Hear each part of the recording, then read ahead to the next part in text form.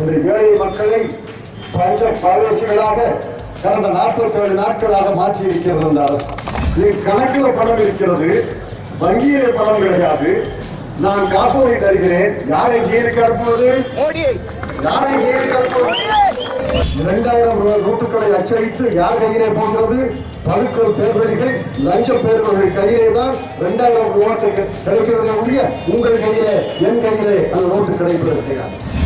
வங்கியிலே போட்ட பணத்தை எடுக்க முடியவில்லை. நம்முடைய பணம், கடன் வாங்கும் பணம் அல்ல, திருடும் பணம் அல்ல. இந்திரா காந்தி ஆட்சியையும் இன்றைய ஆட்சியாளர்களையும் ஒப்பிட்டு பாருங்கள். என்ன செய்கிறார்கள்? இந்த ஏழை மக்களை பஞ்ச பாரதேசிகளாக கடந்த 47 நாட்களாக மாற்றி இருக்கிறது இந்த அரசு. பணமதிப்பு நீக்கம் என்ற பெயரிலே நாம் போட்ட பணத்தை, நம்முடைய கணக்கிலே நம்முடைய பணத்தை கூட எடுக்க விடாமல் இன்று 2000 நோட்டுகளை அச்சடித்து யார் கையிலே போகிறது?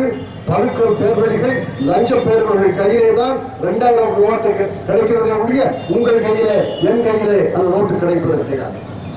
இந்திரா காந்தியையும் இன்றைய ஆட்சியாளர்களையும் ஒப்பிட்டு பார்க்கும்போது இதைத்தான் நீங்கள் சீர்தூக்கி பார்க்க வேண்டும். எதை செய்தாலும் ஏழைகளுக்காக செய்தாலும், எதை செய்தாலும் ஏழைகள் மீது துன்பத்தை சுமக்கக்கூடிய ஆட்சி இன்றைய ஆட்சி. ஆகவேதான் 100 ஆண்டுகள் கழித்து அவர் மறைந்த 32 ஆண்டுகள் கழித்து இந்திய மக்கள் மனதிலே உங்களுக்கு மிக பிடித்தமான பிரதமர் யார் என்று கேட்டால், நேற்று கேட்டாலும் சரி, இன்று கேட்டாலும் சரி, நாளை கேட்டாலும் சரி, ஒரே குரலிலே இந்திய மக்கள் சொல்வார்கள், இந்திரா காந்தி, இந்திரா காந்தி, இந்திரா காந்தி. யாருமே மறுக்க முடியாது. வங்கியிலே போட்ட பணத்தை எடுக்க முடியவில்லை. நம்முடைய பணம், கடன் வாங்கும் பணம் அல்ல, திருடும் பணம் அல்ல, நம்முடைய பணத்தை எடுக்க முடியவில்லை. நான் கேட்கிறேன்,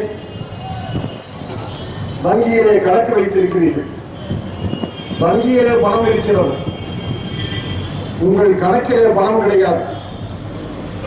காசோலை தருகிறீர்கள், என்ன விளைவு ஏற்படும்? வங்கியிலே பணம் இருக்கிறது, என் கணக்கிலே பணம் கிடையாது, நான் காசோலை தருகிறேன், அந்த காசோலை திரும்ப வருகிறது, சட்டம் என் மீது பாய்ந்து என்னை சிறைக்கு அனுப்பும். இன்னைக்கு என்ன நிலைமை? என் கணக்கில் பணம் இருக்கிறது, வங்கியிலே பணம் கிடையாது, நான் காசோலை தருகிறேன், யாரை ஜெயிலுக்கு அனுப்புவது? யாரை ஜெயிலுக்கு அனுப்புவது? 47 நாட்கள் இந்த நாட்டு மக்களிலே 30 கோடி மக்கள் அன்றாடம் சுயதொழில் செய்து அன்றைய ஊதியத்தை ஈட்ட வேண்டிய நிலையில் இருப்பவர்கள். 15 கோடி மக்கள் அன்றைய கூலி வேலை செய்து தன்னுடைய வீட்டிலே உலை வைக்க வேண்டிய நிலையில் இருப்பவர்கள். விவசாயிக்கு கரும்பு, தக்காளி, காய்கறி, பழம் எதை விளைவித்தாலும் அதை விற்றால் தான் பணம். அத்தனை விலைகளும் வீழ்ந்து யாருக்கும் வேலை இல்லாமல், யாரும் கூலி வேலை கூட செய்ய முடியாமல், சுய வேலைகளை செய்ய முடியாமல் 47 நாட்களாக இந்த நாடு படக்கூடிய அல்லோலகத்தை நீங்கள் பார்த்திருக்கிறீர்கள். 50 நாளிலே எல்லாம் சரியாகிவிடும் என்று சொல்கிறார்கள். 50 நாளுக்கு 3 நாள் தான் இருக்கு.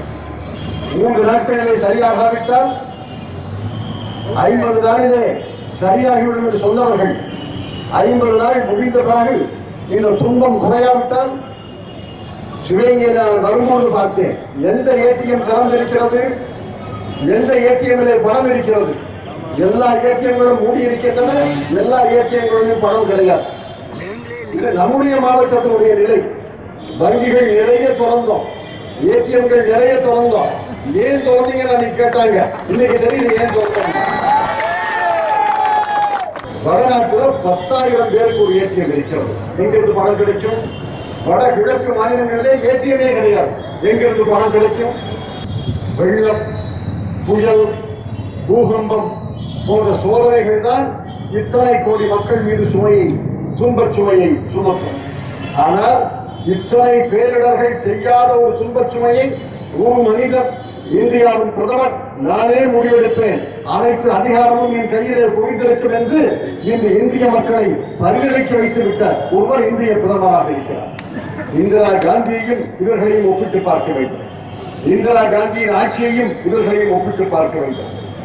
நண்பர்களே, தோழர்களே, இன்னும் 200 ஆண்டுகள் கழிந்தாலும் இந்திரா காந்தியின் புகழ் ஓங்கி ஒலித்து நிற்கிறது.